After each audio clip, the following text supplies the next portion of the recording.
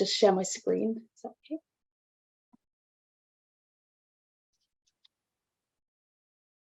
Perfect. Thanks.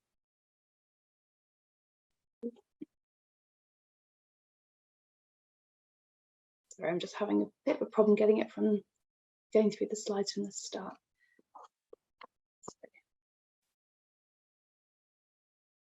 Start this one again. Shall I start with saying what my ask is while I'm just... Yeah, go for it.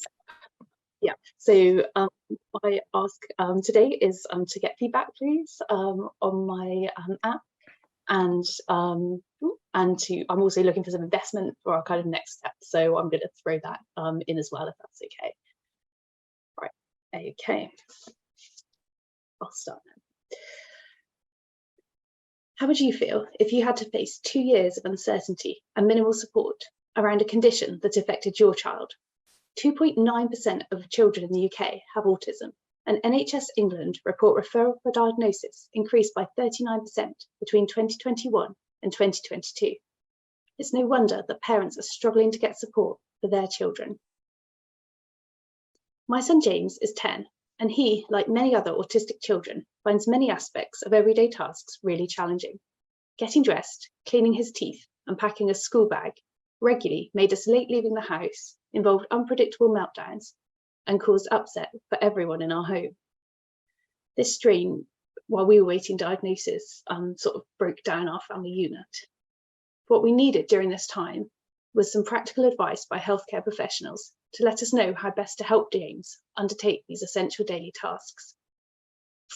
I recognised, though, that James's superpower was gaming, and I realised if I could combine his love of gaming with everyday tasks and find a way of getting the information that I was seeking while we were waiting assessment and in the time since to other parents and carers, this could make a real difference. My lived experience of a parent of an autistic child, as well as my 18 years experience as a physiotherapist and my current PhD exploring technology use in everyday life, meant I was well placed to develop a digital tool that was accessible, feasible, and usable for autistic children and their parents and carers, and would also address some of the health inequalities this vulnerable population were experiencing. With over £60,000 of funding from various grants and every penny of my savings, we, and that is my sons and over 80 other autistic children and their parents and carers, key stakeholders, and the University of Plymouth, have co-developed Jam Up. James's initials spell out JAM. Jam Up is a digital toolbox of support for autistic children and their parents and carers. It's big, bold, and exciting.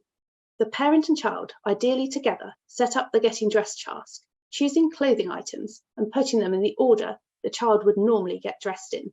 This feature is really important for autistic children. Timers can also be added. The parent receives daily tips and access to a series of short educational videos by healthcare professionals, providing support and promoting their child's autonomy, which we know is really important to parents. The child gets to choose and name a pet, which provides interaction, rewards, and gamification for every step of the task.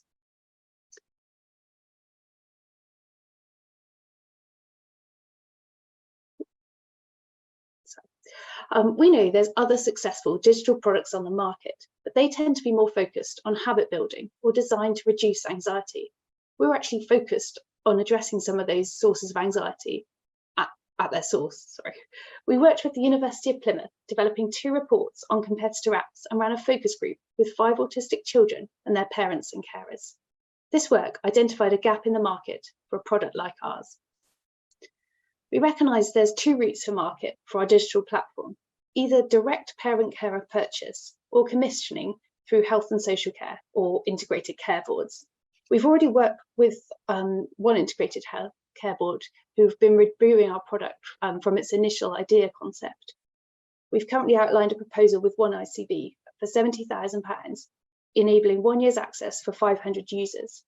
Next week, we're starting some co-production work in Essex as part of another successful grant, working with commissioners to develop further aspects of our app. We also just found out today that our MVP exceeded the Orca Healthcare App's quality threshold, which again is really positive for commissioners. Our business model is highly scalable and has the potential to be used by a range of adults or children with additional needs, not just autistic children. We've done some prudent forecasting based only on the parent carer revenue model, and that suggests a revenue of 1.2 million in year 3 and profit before tax of 535k in year 3. I've got as far as I can sort of on my own, and so I'm starting to look for other investment. The areas that we're looking to develop are additional task modules, enhance our gamification, integrate some aspects of AI around reporting, and develop our subscription model. We anticipate that we will be able to probably match fund some of the money through a Good Growth Hub grant. We've already been successful getting one, so we anticipate we should be able to do that again. Investing in JamUp will provide opportunities to reap the economic benefits of what will be a lucrative health tech venture, but more importantly, help the 200,000 plus autistic 7 to 14-year-olds and their families in the UK cope with the tricky parts of everyday life so they can focus on their superpowers.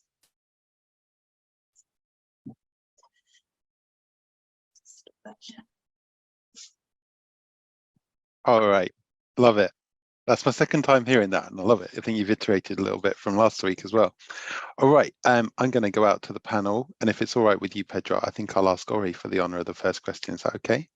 Yeah, come on, Ori. What do you want to do with this one? So, oh my God, first of all, kudos. That presentation was top notch and very relatable. I've got a couple of questions, but the main one is, how have you thought about diversifying your route to market beyond collaborating with the NHS and care providers? Well, I guess there's the other option is direct sales to parent carers through sort of app store sales. So that, and I think we could probably start doing that sooner, just with one task, because for a lot of families, getting dressed is really challenging, and they would pay money just to solve that challenge. So I think the positive thing about JamUp is it is quite diverse in how we can use it. So if we were able to start generating some income through through direct sales, that would be a great way to be working on other routes as well, because I do want to try and get it accessible to lots of people, not just people that can afford it. And I'm asking, especially because in the UK, like, you know, there's this kind of disconnect between social care and NHS, right? And I've seen so many amazing apps, and they just get stuck in that ping pong exercise of whose responsibility is it and who's going to fund it. So the quicker you can access the market, I think, the better. And the other thing I was going to mention is, have you considered getting in touch with, say, ResearchKit at Apple Health Tech? Because I reckon that might be another nice little connection for you to let them know about what your app does and see if there's ways of integrating. Oh, great idea. Yeah, thank you very much. Thank you. Yeah, I think in terms of getting through commissioners, I think some of the natural points in the UK would be to be going through like neurodiversity hubs, which are quite new and starting to be set up. So at the point of referral of young people into those services, they could, even before diagnosis, they could potentially be signposting them to this app. Yeah, thank you. All right, thanks, Ori. Pedro, what do you want to do with this one? And then I'll go to Helga. First of all, congratulations, not just for the PID, especially for the MD. I'm overwhelmed. Super congrats. Let me make a disclosure. I'm a huge gamification fan. And if you want a separate conversation, I'll be more than happy to help you in any way I can. Okay. A suggestion and a question. The suggestion is, would you consider doing like a freemium version of this? Because there's always, I know from other experience, not from directly from autism, but people with kids or members of the family with special needs tend to have good networking ability, because they try to reach out as many people as they can. And So if you could consider creating like a freemium version, like you have a free version with a limited amount of resources. This is not poisoning the target. It's just creating the opportunity to people to actually try to and see if it works for the kids. And then you can have like different layers, and you can have different levels of subscription, and one can adjust to its own revenue, the ability to pay. And the question is, how do you see sponsoring in your business? How do I see sponsor? So sorry, because I'm not from a business background. There's a lot of CSR departments in a lot of rich companies that that are aligned with a lot of different, for example, SDGs and things like that, that could be interested for specific reasons in sponsoring, either providing this for free with some special, some entity they want to sponsor, or they want to have their logo inside the game or something like that, and they could fund you. So, find ways to generate, because I'm sure that it's almost endless, the ability to develop things within your solution. It's almost endless. Now it's focused on kids with autism, but later it could be, helping other needs, and to ensure you have a constant flow of money, that it's not depending just on fundraising. I think you should consider other sources of getting money and keeping the ball rolling. I don't know. I'm not sure this is more a suggestion than a question, but how do you see? Do you plan to keep funding via normal rounds, or you're considering other options? I guess, to be totally honest, like at this stage, I've literally been getting a tiny bit of money, sort of bootstrapping it and doing a tiny bit, and then thinking about the next thing. And it's only through starting to develop this pitch deck, thinking about what you can start to do next. So yeah, I think I've been applying for a couple of Innovate grants. I've been applying pretty much for anything that I meet the criteria of, and we've been quite successful so far, because there's, I think, a genuine need for this. But yeah, I've done a crowdfunder, which was, just really local with sort of family and friends, which was really exciting. But yeah, I think perhaps it's starting to look at big other ways of generating some money. Loving it. And Ori's great suggestion in there about it being an employee benefit type opportunity as well. So that's very interesting. So we'll go to Helga, then to Tiana, and then Hayden. I'm going to ask you what you think about this idea and what you would be doing if it was you. So Helga. So thank you. I'm going to ask Pedro and Stuart, you guys stop me, please, because Rachel has started such an amazing conversation. I'm actually a huge fan of James. I have a 9-year-old, and I would have really liked your first question when you turn around and you say, how would you feel if you had to wait for 2 years or whatever? I don't have a clue. I mean, I really would have liked for you to really paint a much more vivid picture of what it's like to have those sort of issues in the morning. I can't get Hagen to get dressed in the morning, and I don't think he has autism. So if that's hard enough with a non-autistic child, what is it really like for a parent of an autistic child? That picture wasn't really painted, and I think that's where that empathy that I would have liked to have had and to have been built, and I'm sure that you would have painted just beautifully because you're feeling it firsthand. So it would have been amazing to have really understand what kind of problem you are really trying to fix. The other thing is that problem is different depending on whether you're talking to an audience of parents than to an audience of, you called it ICBs, or to the NHS, or to Apple Tech, or to whoever. So I love that you're not trying to spread yourself too thin. I personally wouldn't do it. I wouldn't try and sell the app to everyone.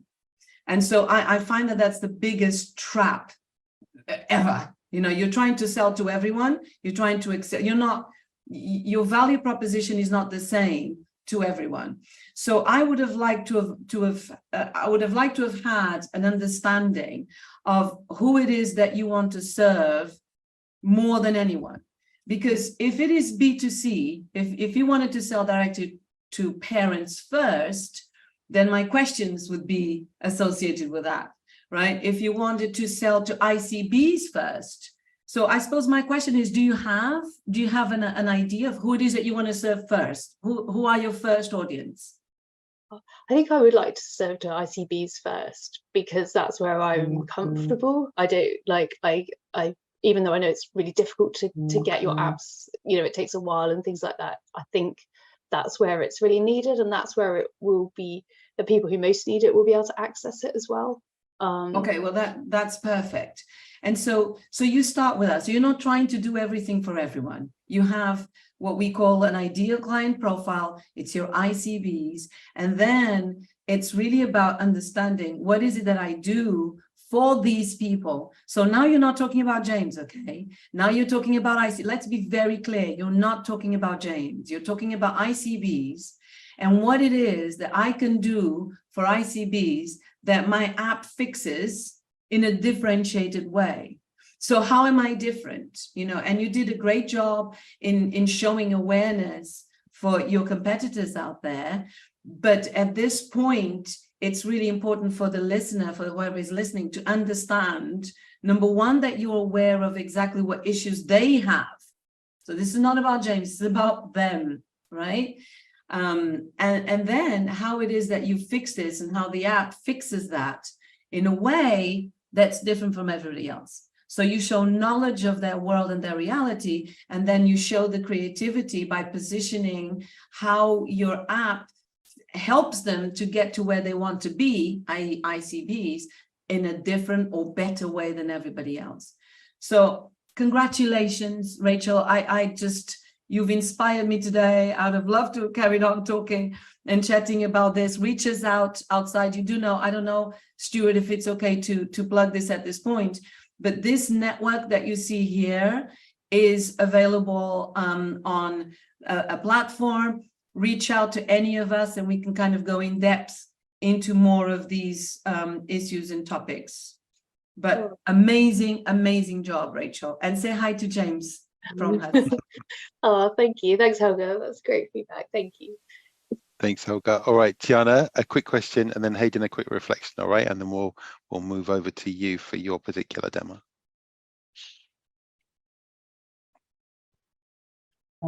Yeah, so it's my turn. Well, Yeah. congratulations, Rachel. With a new professional background and, of course, a personal story, you're more than the right person to solve this. Just a quick feedback from my side. While in any product, it's important to gather feedback, I think in this case, it's even more essential that you do the fine-tuning based on the feedback and in real time. So apart from the focus groups and maybe some surveys you're going to be sending out periodically, I would try to integrate some kind of feature where the parents, maybe even children, but especially parents, can answer questions and do sort of rating, but maybe even multiple choice questions after each activity, milestone, step. It can be anonymous, but sent somehow to the platform admin, you in this case, so that you can review, because there's so much there, not only about the features, but also the content, what type of activities, items, steps, etc. So I think it would be really good if you can do this within the app, so that you can get this data in real time somewhere in your admin dashboard, and that you can not only introduce new features, but also the content itself. Maybe if you're talking about dressing up, maybe instead of 5 pieces of clothes, they prefer to start with 3 or something like that. I have no idea, to be honest, about examples, but I think it would be great if you would get this into your tag to get this data and this feedback in your admin panel in kind of a real time. It can be anonymous. It can be done easily. Thank you. Yeah, that's great. Thank you. Brilliant. Thanks, Tiana. All right, Hayden, a quick reflection, then it's over to you for your 5 minutes. I'm going to be more disciplined on the next one. Okay, I've let this one run nicely. Thanks, Stuart. Yeah, brilliant pitch, Rachel. I've got quite a lot of experience working on pediatric apps, especially with asthma, which is we've been working on an app for many years, and I've learned so much. And the best advice I can give you is don't focus on the individual sales. Actually, I've got a bit of an idea around maybe using the app to destigmatize what you're trying to do, rather than and make it available for everyone. So we've started working on ICB license that is kind of like a wide license, if you like, and it's for every child, and it goes into every school, and it goes into every hospital, and it's suitable for everyone. Okay, and actually, because you start talking about destigmatizing and what have you, and making it available for everyone to understand what autism is, then suddenly you'll find that the purse strings start to open a little bit more. But that's just my own experience. Oh, great. Thank you. Wonderful reflection. Now you guys are both in the tribe chat, so maybe you can chat with each other later on that kind of stuff. All right.